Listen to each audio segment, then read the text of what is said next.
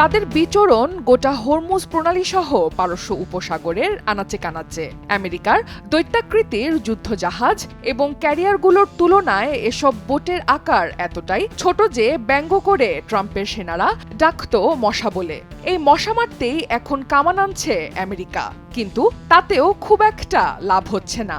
কিন্তু হরমুজ প্রণালীর বাস্তবতায় এই কথার অর্থ যেন উল্টো হয়ে যায়। কারণ সমস্যা হলো এই মশাগুলো আসলে ততটা দুর্বল নয় যেখানে যুক্ত আছে মিসাইল, ভারী মেশিন গান। এখানে মশা বলতে বোঝানো হচ্ছে ইরানের ছোট দ্রুতগামী নৌবহর, যা পরিচালনা করে ইসলামিক রেভলিউশনারি গার্ড কর্পস।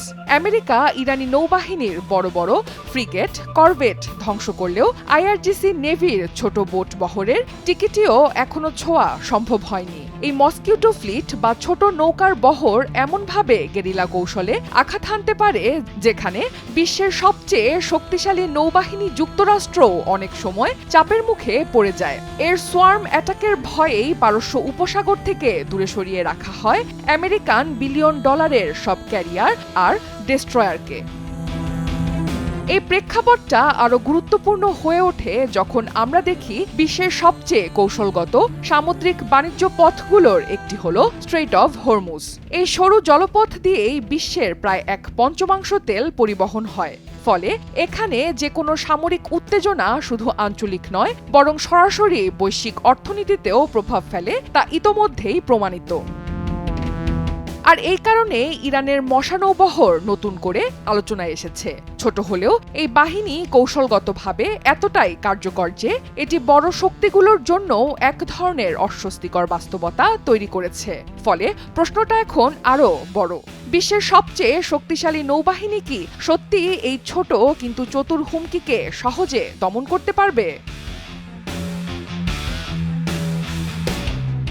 এটি ছোট, দ্রুতগামী ও চটপটে নৌকার একটি বহর যা মূলত শত্রু জাহাজ চলাচলে বাধা সৃষ্টি করার জন্য তৈরি।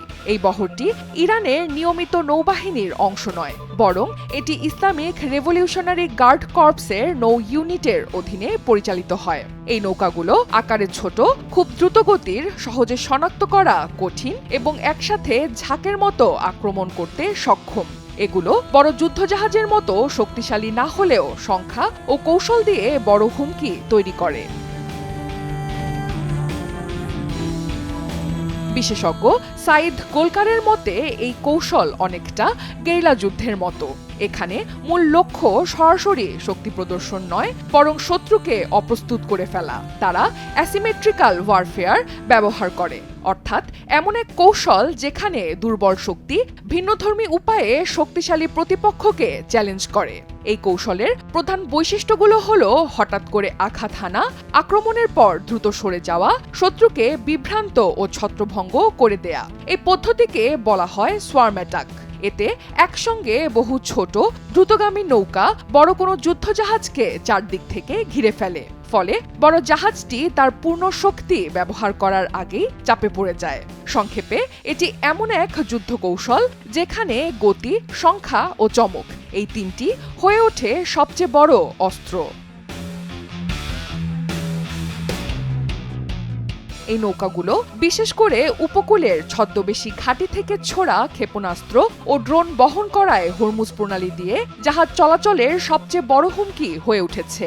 কেননা এই ছোট নৌকাগুলো শুধু নিজেরাই আক্রমণ করে না, বরং ক্ষেপণাস্ত্র বহন করতে পারে, ড্রোন ছুটতে পারে, উপকূলের গোপন ঘাঁটি থেকেও হামলা সমন্বয় করতে পারে। ফলে এগুলো বাণিজ্যিক জাহাজের জন্য বড় ঝুঁকি তৈরি করে, যেগুলোর আত্মরক্ষার তেমন কোনো ব্যবস্থা থাকে না।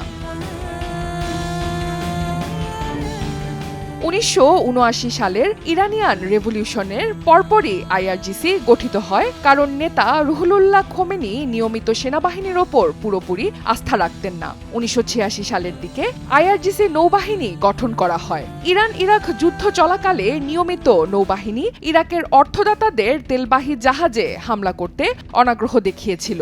পরে এসব হামলা বাড়তে থাকে এবং যুক্তরাষ্ট্র ট্যাঙ্কারগুলোকে রক্ষা করতে যুদ্ধজাহাজ মোতায়েন করে। একটি জাহাজ জাহাজ ইউএসএস স্যামুয়েল বি রবার্টস ইরানি মাইনে আঘাত পেয়ে প্রায় ডুবে যাচ্ছিল। এর জবাবে যুক্তরাষ্ট্রের নৌবাহিনী দুটি ইরানি ফ্রিগেট সহ বেশ কয়েকটি নৌযান ধ্বংস করে। এর ৩ বছর পর প্রথম গালফ ওয়ারে যুক্তরাষ্ট্র কিভাবে ইরাকের সামরিক শক্তিকে ধ্বংস করে তা দেখে ইরান বুঝে যায় সরাসরি যুদ্ধে তারা যুক্তরাষ্ট্রের সঙ্গে পেরে উঠবে না। তাই তারা গোপন, দ্রুত ও হয়রানিমূলক নৌবাহিনী কৌশল গড়ে তোলে।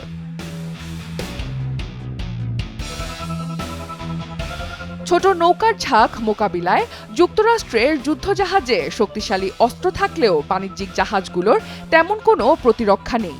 বিশেষজ্ঞদের মতে এত সংকীর্ণ জলপথে ড্রোন বা ক্ষেপণাস্ত্র হামলা প্রতিহত করার সময়ও খুব কম পাওয়া যায়।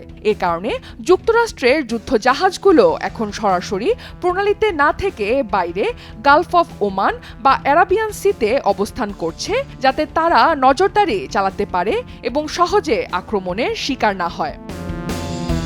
অন্যদিকে ইরান সতর্ক করেছে যে তারা ইয়েমেনে তাদের মিত্রদের মাধ্যমে রেড সি অঞ্চলেও অভিযান বিস্তৃত করতে পারে। তাই ইরানের মশা নৌবহর বা মস্কুইটো ফ্লিট হল আধুনিক সামরিক কৌশলের একটি বাস্তব উদাহরণ, যেখানে ছোট কিন্তু কার্যকর শক্তি দিয়ে বড় সামরিক শক্তিকেও চ্যালেঞ্জ করা হয়। এটি শুধু সামরিক হুমকি নয়, বরং বৈশ্বিক জ্বালানি সরবরাহ ও বাণিজ্যের জন্য বড় ঝুঁকি।